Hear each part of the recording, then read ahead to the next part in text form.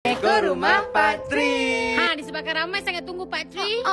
Inilah Pak Tri-nya. Bagus tau Yazid langsung ni. Dia datang, dia bawa semua kelengkapan. Kita tinggal tunggu je. Aku jadi macam wow sebab tak tutap tiba-tiba dah siap satu langsir. Canda kau buat. Aku pilih langsir yang terus ke Shilin. Baru nampak mewah. Macam tak percaya dia datang 2 orang je no. Okey, langsir dah, kapet dah. Lepas ni korang rasa aku nak buat apa? Cuba teka. Sebelum korang teka tu, masa ni aku cerita dia punya servis macam mana. Aku rasa macam 3 hari lepas ke 4 hari lepas dia datang ukur. Sedar-sedar hari ni dia datang and dia pasang-pasang. Servis laju, memang on top. Yang mana tak tahu nak dekor rumah tu, dia boleh tolong pilihkan colour and style untuk korang. Serius, tinggal pilih colour dan bayar. Apa yang paling best kali dia iron siap tau korang punya langsir. Weh, bapak rajin. So langsir tu akan terletak hello. Daripada ruang tamu sampailah ke bilik atas, dia iron satu persatu.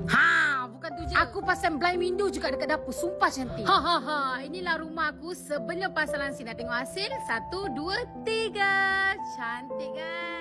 Daripada rumah aku nampak simple terus nampak mewah. Rupanya langsir ni main utama juga untuk ruang tamu. Pak ni dia tolong aku. Yang ni design straight, yang ni pula design V. Aku tak terfikir weh. Maklumlah, pengalaman ni dalam bidang langsir ni memang dah lama. Yang ni pula bahagian atas. Ruang tamu mini kita orang. Sumpah cantik sangat-sangat. Dia punya langsir sangat-sangat kemas, terletak hello. Harga dia sangat-sangat berpatutan. Dia kira paling murah dah ni. Pasal master bedroom jangan cakap lah, terus naik seri. Buatkan aku tak sabar nak beli perabot-perabot lain. Bila tengok rumah kau cantik macam ni, kau rasa macam nak menangis. Sebab apa? Apa yang kau impikan semuanya menjadi kenyataan. Cantik kan? Tapi bukan tu je. Aku beli coffee table dekat Marketplace FB je. Jangan terkejut, harga ni tak sampai 200 pun. Kalau ikutkan aku nak datang kat bahagian luas lain indoor ni, baru senang kalau pakcik-pakcik datang ke nak merokok ke cantik lagi kat balcony atas tu. Tak habis lagi, aku panggil Muazzar Builder untuk settlekan masalah mini surau. Video sebelum ni aku pernah tanya kan, nak buat mini surau kat mana? Aku dah dapat jawapan, mini surau dekat bahagian atas. Siap bawa katalog lagi untuk kita pilih merek mana yang kita nak. So, korang mesti tak sabar tengok hasil kan? Dalam kiraan 1, 2, 3, tunggu Pak Fah.